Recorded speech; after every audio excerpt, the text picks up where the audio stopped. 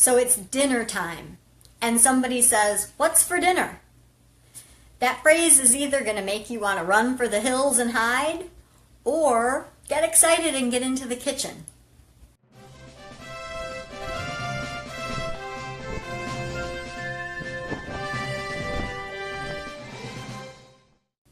Hey guys, my name is Jen Sabotin of FuelYourTransformation.com, and I'm here today to introduce my new series, which I am super excited about. This one is called Kitchen Tips for Beginners, and this is episode number 1, so I'm really excited about this one. All right, whether you are a beginner, this is going to be perfect for you if you're a beginner, but even if you're not a beginner, you might learn a few tips along the way, and that's what we're going to focus on today, is just 5 tips for you in the kitchen when you're getting started, trying to maybe eat a little bit healthier, cook your own meals, order out less, that sort of thing.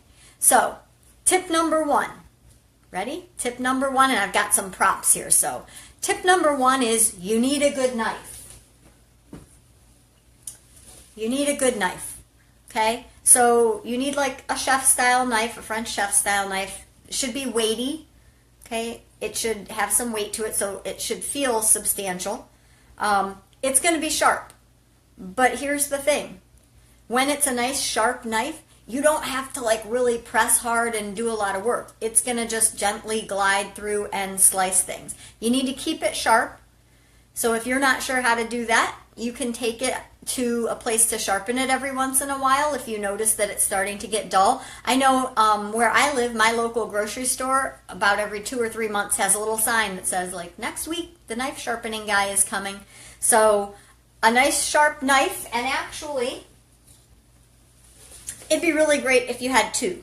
So a good sharp knife, chef-style knife, and then a little paring knife. Really, between these 2 things, this is massive. This is like what you need.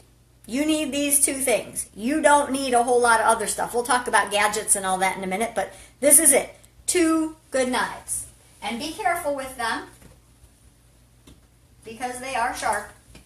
So, tip number 1, 2 good knives, a big one and a little one. All right. Tip number 2, you're trying to eat healthier. You want to get more veggies in your diet. You know that's important. So here's tip number 2.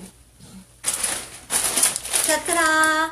Frozen bags of veggies are okay, you guys. The thing is, you want to read the ingredients on the back and just make sure that there's not anything funky in them. I mean, I'm looking at this one. It says carrots, corn, green beans, and peas. That's it.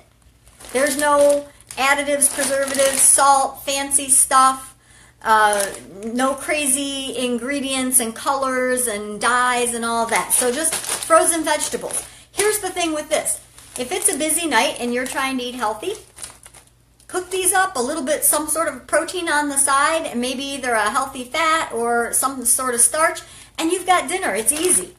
All right. Another thing, a tip that I use with these, if you're going to make what I call a shortcut soup, okay, there's soups that you cook for a while, and when you get to be maybe not a beginner, that would be a great place. But when you're a beginner, I call them shortcut soups, and I'll talk about those in an upcoming episode. These kind of veggies are great in shortcut soups. All right, and so in a shortcut soup, you use a healthy pre-made stock. You add in protein. Usually it'd be something maybe that you've got left over. For example, if you've cooked a chicken, you can use that extra chicken meat. Throw in this bag of veggies at the end after everything's cooking just to get them, warmed through. And nice veggies in your soup. So frozen veggies, read the ingredients, but they're okay, you guys. They're okay. And actually, stores are being more sophisticated with what they're offering. I know, again, at a local grocery where I shop, not only do they have the traditional, green beans and corn and peas and those kind of things, but I've seen the frozen riced cauliflower and frozen butternut squash and things that might seem a little bit more advanced right now, but they're out there. The frozen veggies are okay. So tip number 1, good knives. Tip number 2, frozen veggies. All right. Tip number 3. So you're cooking, right? You're cooking. Maybe you're making a chili or something.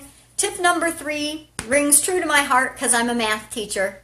All right. And this one says, be careful because you can add, but you can't subtract. All right, and that's just kind of a cute little way of saying be careful when you're adding in spices. You know, I grabbed the chili powder. So you're making chili, you're super excited, you like it hot and spicy. Be careful. Put a little bit in, stir it in, mix it, taste it. Add a little more if you like it a little spicier. Keep tasting as you're cooking. Don't just take this and dump it in and go, I like it that way. Because here's the thing. You can't take it out. There are ways to try and fix it if you make a mistake, but it's never really as good as if you do it right the first time. So try, go a little bit, try it, a little bit more, taste it. Chefs taste all the time, and they're professionals. You're not a chef, so you've got to taste it. You've got to see where those spice levels are. So you can add it, but you can't take it out. All right, next one. This one, and I don't want to offend anyone if you've got a friend or family member who does this, but you don't need a ton of gadgets. You don't. You don't need a ton of gadgets. You know what I mean. That friend you have that invites you to that party with that little glossy catalog and you're looking through it and it's got all kinds of shiny things in it. They look amazing. You don't know what half of them are. So you don't need those. Again, if they sell a good knife or something, maybe that. But you don't need those. Or you know that store at the mall where they've got all the little vignettes set up where you can see, here's a little kitchen, here's a little dining room and all that. And there's all kinds of stuff. And you look at that and you go, wow, I never knew I needed that. Because you probably don't. Or even if you are going to like Target or Walmart and you stand in front of that big wall of gadgets. And I mean, I do it too. And I spend a lot of time in the kitchen. But I look at that big wall of gadgets and you're like, wow, I didn't know they made an avocado slicer or a mango slicer or a whatever. You see all kinds of things you didn't know they made. And chances are, you don't need them. You don't need a mango slicer or an avocado slicer or an egg slicer. If you've got your knives, you're good. Seriously. So avoid the gadgets. In an upcoming episode, there'll be some gadgety type tools that I'll let you in on that I think are important to have, especially as you get going with cooking.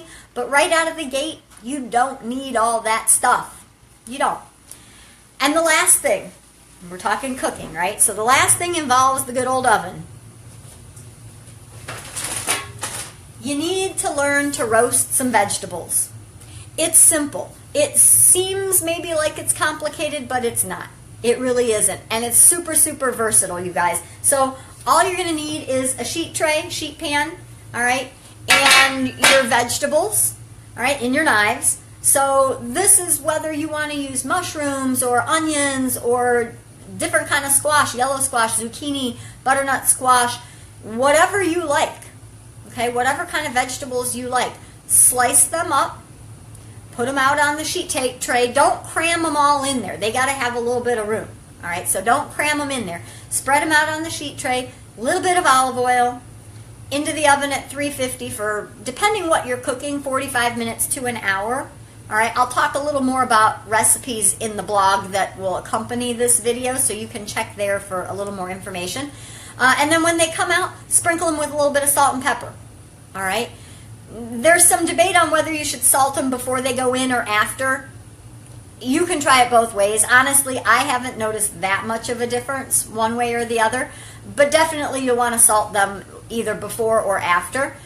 Here's the thing. My family loves butternut squash roasted this way. And you could do the same thing with like sweet potatoes, all right?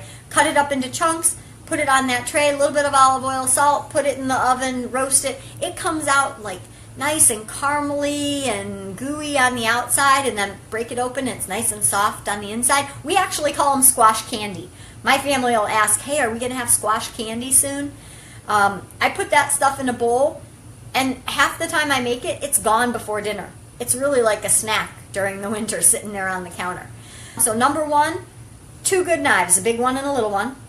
Number 2, the sheet tray of cooking vegetables. Number 3, don't overspice it. You can add it, but you can't subtract it.